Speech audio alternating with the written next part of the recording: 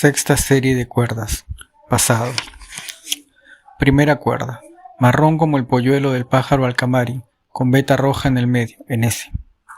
¡Canchis, canchis! La voz le era familiar, pero no era de ninguno de los supay que a veces venían a molestarlo en sus sueños. El gran señor Usco Guaraca te manda llamar, Canchis, despierta. El portador de la voz le zamaquea ahora los hombros, despertando su aliento, calentando su pepa. Recién entonces Yumpacha reconoció su nuevo nombre, extrañado de seguir formando parte del mundo remoto en que le llamaban mencionándolo. ¿Llegaría alguna vez a acostumbrarse? Abrió los ojos. Ahí estaba, con su misma mirada esquiva y taciturna, el sirviente que lo había llevado a la zona de los Chukyas de Vischongo, en su primera noche en la yacta de los señores, el que le había mostrado que Vilcashuamán, la yacta del consagrado, tenía forma de halcón. Canchis se levantó de un salto y empezó a vestirse lo más rápido que pudo con la escasa luz que le ofrecía la antorcha del sirviente. No estaba dormido, solo exhausto.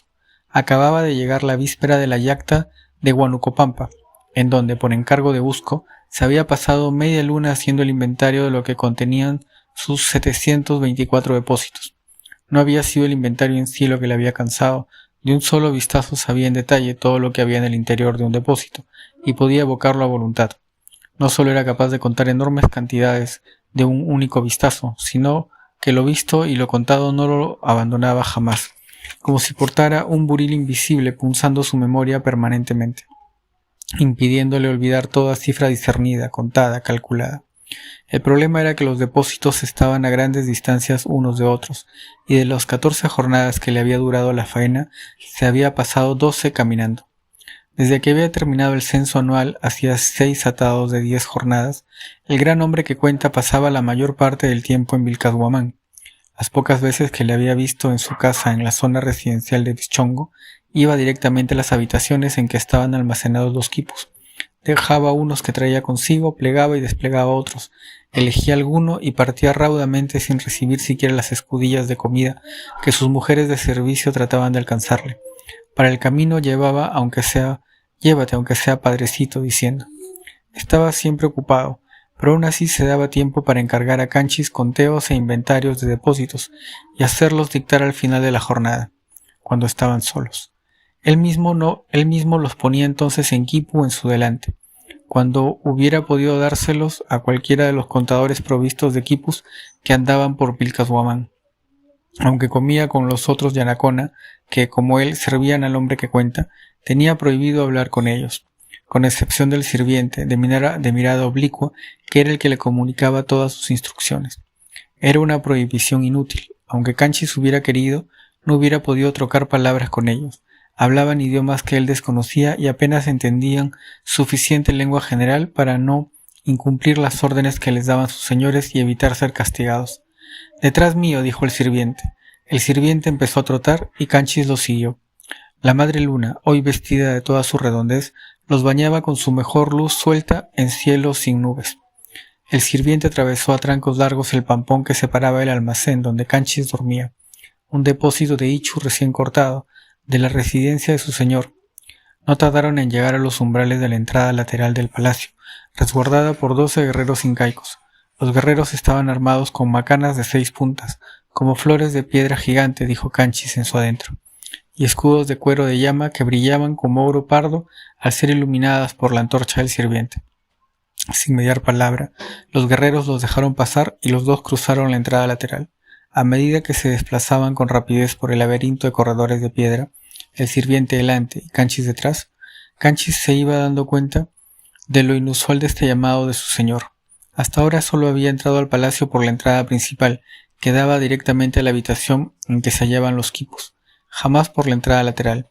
Jamás había recorrido estos corredores que parecían destinados a extraviar al visitante, pero sobre todo jamás había pisado el interior del palacio de noche. De pronto se detuvieron frente a una puerta, cuyo fulgor amarillo le cegó. ¿Sería de oro? Quiso preguntar, pero no se atrevía. Como dándose cuenta de su curiosidad, el sirviente volteó hacia él y por primera vez desde que Canchis recordaba, le miró de frente. Era Visco. Canchis, que recién se daba cuenta, sintió un súbito cariño hacia él y le sonrió. El sirviente le devolvió la sonrisa y levantó la antorcha hasta que estuvo a la altura de sus labios.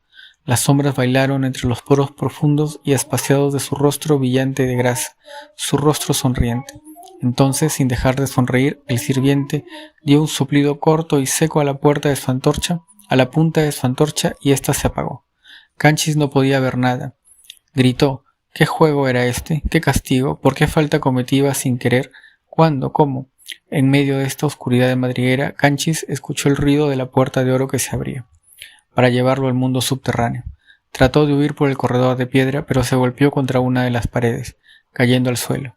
Sintió entonces los mismos brazos que le habían zamaqueado en la chukya para despertarlo, ciñéndolo ahora por la cintura, llevándolo en vilo, arrojándolo al interior de la habitación abierta. Sintió un súbito golpe de aire en su espalda antes de escuchar la puerta cerrándose en su detrás. Lo habían encerrado dentro de un cuarto. Podía verle apenas los contornos, pues a través de una ventana cerrada lograba filtrarse un resquicio de la luz entregada al mundo por la madre caminante de la noche. Decidió no moverse de su sitio. Separó las piernas y extendió los brazos para no caer. Fue entonces que se dio cuenta de que no estaba solo. En su delante alguien respiraba. Se agachó para escuchar mejor. No era uno, sino varios, muchos los que estaban respirando. Gentes, bestias, amarus o supais serían. ¿Venían a llevárselo, a comérselo? No lo sabía, pero empezó a temblar de miedo. Mamá Rampak, llévame contigo, diciendo: mátalos a estos, sácame de estas tierras extrañas y devuélveme a las nuestras, llorando, pues las respiraciones trataban de ocultarse de él, esperando el mejor momento para despedazarlo, devorarlo. Pero poco a poco, sin darse cuenta, sus ojos se fueron acostumbrando a la oscuridad y se iba perfilando cada vez con mayor nitidez lo que había creído monstruos o supais, y que eran solo hombres, mujeres y niños. Se cayó para entreverlos mejor. Estaban echados en el suelo, recubiertos con frazadas. Reconoció a algunos. A todos los había visto y contado en el censo de Huamán y Chanca. Eran del pueblo y ayllus diferentes, pero algo en ellos llamaba su atención. Se la dio para verlos mejor. Eso había sido. Aunque sus ojos estuvieran cerrados, las gentes echadas no estaban durmiendo de verdad, fingían dormir. Desde la nueva posición, vio también, oculto hasta ahora por una tinaja, a Usco Huaraca. Estaba al fondo de la habitación, de pie. ¿Qué hacía allí tieso, como congelado, agarrándose una de las orejas con una mano y con una gorra de lana en la otra? Canchis recordó entonces la señal que el gran hombre que cuenta le hacía en los censos de los poblados para pedirle que verificara los conteos de los quipus. No se estaba tocando la oreja derecha, sino el arete de oro que pendía de él. Cuenta todo lo que ves, Canchis. Listo, dijo Usco. Sí, padrecito, ven. Canchis se acercó. Usco le cubrió la cabeza con el gorro que parecía tramado especialmente para él, pues le calzaba a la perfección. Tenía una abertura en la nariz que le permitía respirar, pero estaba hecho de lana tejida tan espeso que no podía ver a través absolutamente nada. Escuchó a Usco dar una palmada. De inmediato se hizo un barullo ordenado de gente plegando, moviéndose, murmurando órdenes entre sí en lenguas que no comprendía, pero cuyos sonidos había escuchado antes. Luego se hizo el silencio. Cuando Usco le descubrió la cabeza, la habitación, ahora bien iluminada por una antorcha prendida de un gancho en la pared, estaba completamente vacía. Dime tu cuenta, dijo Usco. 43 hombres, 52 mujeres, 26 niños y 17 cuyes, dijo Canchis. ¿De dónde eran? 20 hombres, 22 mujeres, 10 niños del poblado de Huarcaya de arriba, 22 hombres, 30 mujeres y 6 niños del caserío Sarwa. A las gentes las he visto antes, pasamos por sus pueblos en el censo. Los cuyes no sé dónde son, padrecito. Usco sonrió.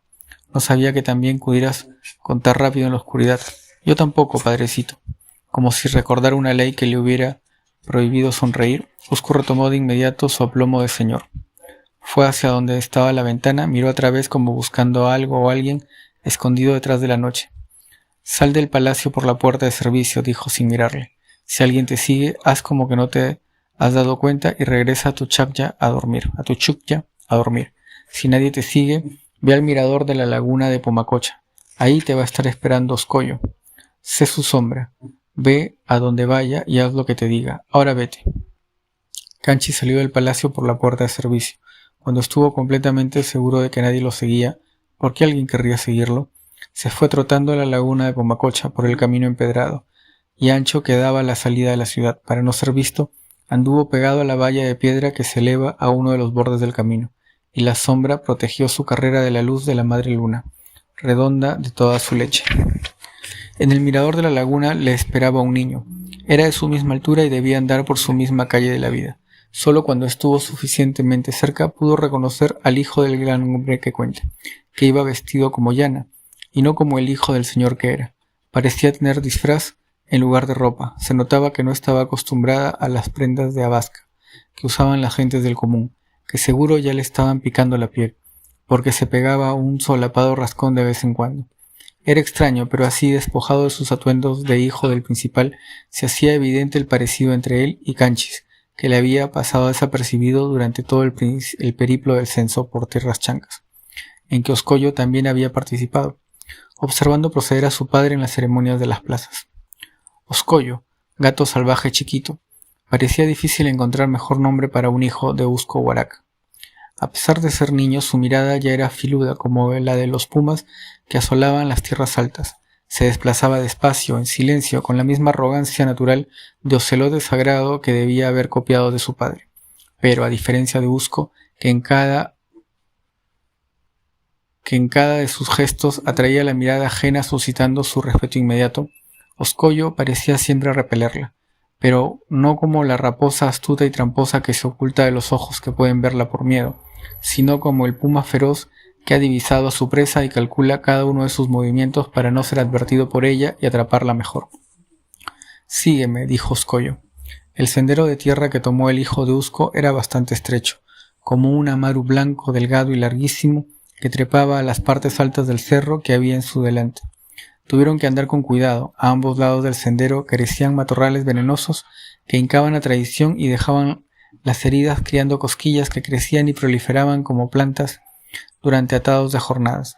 No llegaron a la cima. A la altura de un mojón de piedra, Oscoyo se detuvo y luego de mirar ambos extremos del sendero, trepó por la pequeña muralla y saltó hacia el otro lado. Siguiendo lo que le indicara su señor, Canchis hizo lo mismo. El terreno era un maizal denso. Sus tallos eran altos como 3 brazos bien extendidos y sus granos grandes como dedos gordos de pie. Anduvieron un buen rato siguiendo las líneas de los surcos que parecían no tener fin, hasta que llegaron a unas casas de adobe que se alzaban casi al otro lado, cerca de lo que debían ser las murallas opuestas del terreno. Oscoyo hizo entonces honor a su nombre. Como celote de las altas punas, entró en la casa sin hacer ruido, haciendo equilibrio en cada pisada como si tuviera una cola invisible. Canchis entró también. Adentro había gentes durmiendo, separadas unas de otras, por pequeñas franjas de tierra. Seguro eran familias del mismo Ayllu, que habían venido a hacer su turno a este terreno de principal. Tenía que ser de muy principal. Canchis no había visto granos tan grandes, ni siquiera en las tierras fértiles del Curaca de Apcara, ahora que comenzaba el tiempo de la cosecha. Por acá dormía un runa abrazado de la cintura de su mujer, con una guagua bien arropada a sus pies. Por allá, un runa al final de la segunda calle de la vida, al que le castañaban los pocos dientes que le quedaban. Por acullá, una vieja solitaria que cantaba en sueños. Niño paloma, hijito, te estuve criando, en mi mano derecha, en mi mano izquierda, entre estas piedras, en ese abismo. ¿Por qué te fuiste del lado de la muerte? ¿Por qué no te quedaste de mi lado, hijito mío? Pero Oscoyo parecía decepcionado de lo que veía, como si no fuera lo que andaba buscando. Sin mediar palabra, salió de la casa y anduvo con paso decidido a la entrada de la segunda.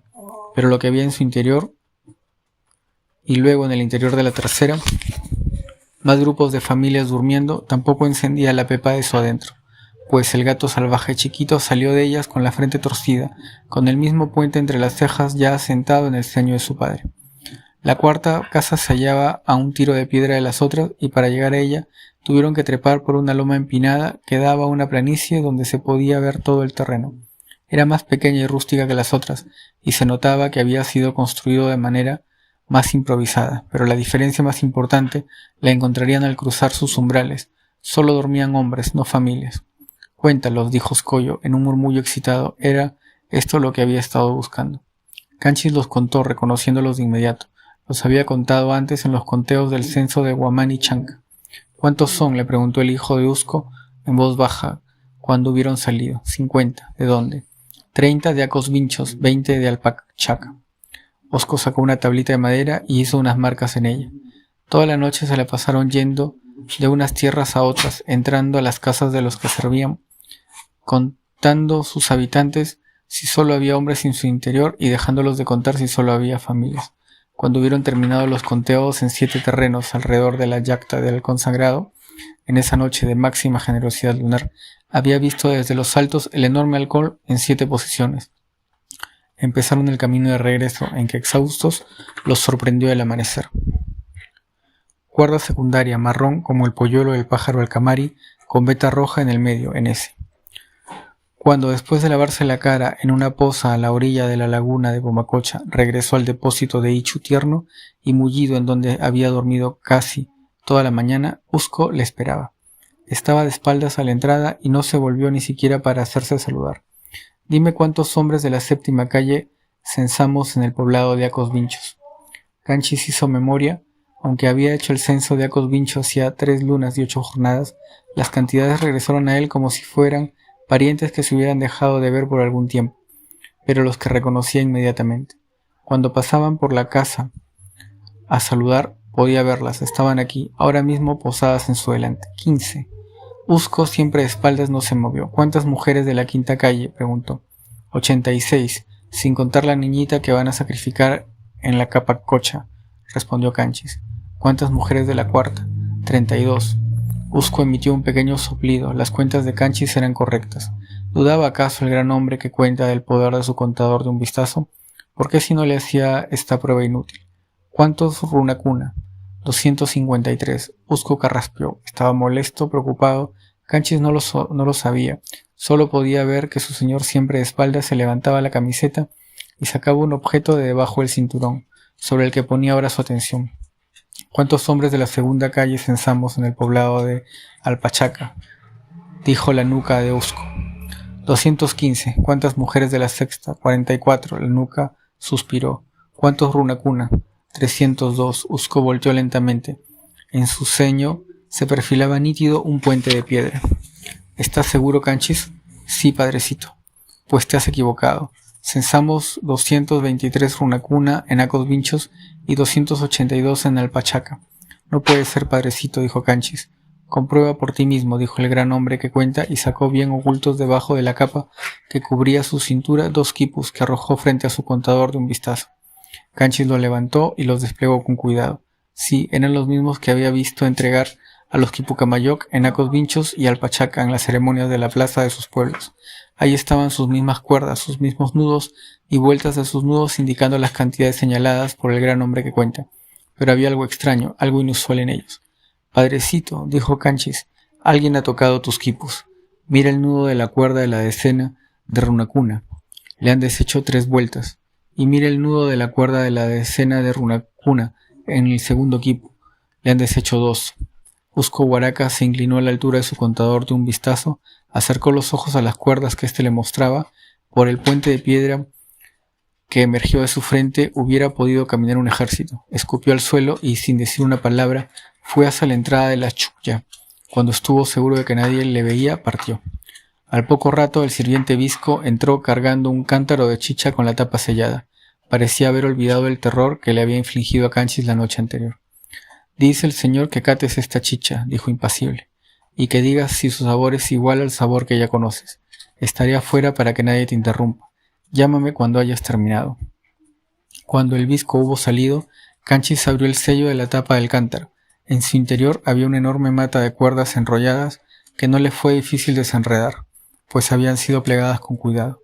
Eran los quipus de los conteos del censo de los 56 pueblos de Huamani Chanca, por los que había hecho su periplo. Canchis, que de tanto escucharlo había aprendido a desentrañar las instrucciones intricadas de su señor, supo de inmediato lo que debía hacer y se puso manos a la obra.